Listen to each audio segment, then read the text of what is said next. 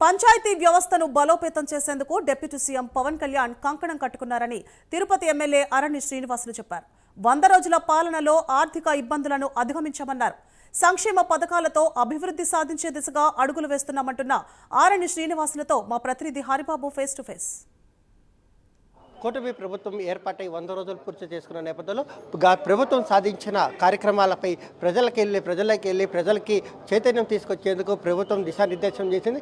ఇది మంచి ప్రభుత్వం అనే కార్యక్రమంతో ప్రజల్లోకి వెళ్ళమని చెప్పిన నేపథ్యంలోనే డిప్యూటీ సీఎం కూడా పవన్ కళ్యాణ్ కూడా ప్రతి ఒక్కరూ జనసేన ఎమ్మెల్యేలు కూడా వెళ్ళి చెప్పాలని చెప్పిన నేపథ్యంలోనే మనతో తిరుపతి ఎమ్మెల్యే అరణి శ్రీనివాసరావు ఆయన అడిగి తీసుకుందాం. ప్రజల నుంచి ఎలాంటి స్పందన వస్తుందో తెలుసుకుందాం. సార్, 100 రోజుల పాలన ఎలా జరిగింది, ఏ అంశాల మీద మీరు ప్రజలకి ఇచ్చిన హామీలు నెరవేర్చేస్తారు? ఇది మంచి ప్రభుత్వం అని 6 కోట్ల ఆంధ్రులు ప్రతి ఒక్కరి నోట్లో 100 రోజుల్లోనే ఇది చాలా మంచి ప్రభుత్వం అనేసి చెప్పుకోవడం జరుగుతోంది. అందులో భాగంగా 100 రోజులు పూర్తి చేసుకున్న సందర్భంగా ఎన్డీఏ కూటమి అధికారంలోకి వచ్చి 100 రోజులు పూర్తి చేసుకున్న సందర్భంగా ఇచ్చిన హామీలన్నింటినీ కూడా నెరవేర్చే దిశగా పరుగులు తీయిస్తున్నారు. అందులో మొట్టమొదటిగా పెన్షన్ల పెంపు కార్యక్రమం.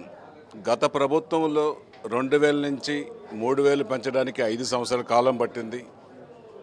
ఈ ఎన్డీఏ కూటమి ప్రభుత్వం అధికారంలోకి వచ్చిన వెంటనే గౌరవ ముఖ్యమంత్రి నారా చంద్రబాబు నాయుడు గారు, అదేవిధంగా జనసేన అధ్యక్షులు డిప్యూటీ సీఎం గౌరవ పవన్ కళ్యాణ్ గారు ఆచితూచి అడుగులు వేస్తూ మొట్టమొదటిగా 4000 రూపాయలు పెన్షన్ని పేద ప్రజలకు, అవ్వాతాతలకు ఇవ్వడం జరిగింది.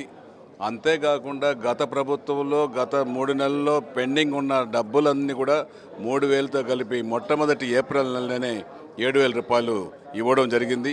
ప్రతి నెల 4000 రూపాయలు వృద్ధులకు పెన్షన్లు ఇవ్వడం జరుగుతోంది. అంతేకాకుండా ఎంప్లాయీస్కి కూడా ప్రతి నెల 1వ తారీఖునే జీతాలు కూడా ఇవ్వడం జరుగుతోంది. అంతకుముందు జీతాలు ఎంప్లాయీస్కి ఏ రోజు వస్తుందో తెలియడం లేదు. ఈరోజు పెన్షన్లు పెంపడం, అంతేకాకుండా ఆకలి కడుపులతో అల్లాడుతున్న పేదలందరికీ సూపర్ 6 పథకాల్లో ఇచ్చిన మాట ప్రకారం అన్నా క్యాంటీన్లు పునరుద్ధరించి వాటినన్నింటినీ తెరిపించి ఈరోజు రాష్ట్ర వ్యాప్తంగా 3 పూట్ల టిఫిన్తో మొదలుకొని రాత్రి భోజనం, టిఫిన్, మధ్యాహ్నం భోజనం, రాత్రి భోజనం ఒక పూటకు 5 రూపాయలు చొప్పున 3 పూట్లకు 15 రూపాయలు పెట్టుకుంటే ప్రతి ఒక్క పేదవాడు కడుపు నిండా అన్నం తినే అవకాశం కల్పించిన ప్రభుత్వం ఎన్డీఏ కూటమి ఆ ప్రభుత్వం నారా చంద్రబాబు నాయుడు గారి ప్రభుత్వం అనేసి కూడా ఈ సందర్భంగా తెలియజేస్తున్నాం. అంతేకాకుండా ఈ చెత్త పైన పన్ను కూడా ఈరోజు తీసేయడం కూడా జరిగింది. గత ప్రభుత్వంలో చెత్త పైన కూడా పన్ను వేసిన చెత్త ముఖ్యమంత్రి అని ప్రజలు కూడా అసహించుకోవడం జరిగింది. వీటిని గుర్తించి చెప్పిన మాట ప్రకారం, ఎన్నికల్లో చెప్పిన మాట ప్రకారం ఎన్డీఏ కూటమి అధికారంలోకి వచ్చిన గౌరవ ముఖ్యమంత్రి చంద్రబాబు నాయుడు గారు చెత్త పైన కూడా పన్ను తీసేయడం ప్రజలందరూ కూడా హర్షిస్తున్నారు. ఇలా ఎన్నో మంచి మంచి కార్యక్రమాలు కూడా చేపట్టడం జరుగుతూ ఉంది. ప్రజలు హర్షిస్తున్నారు.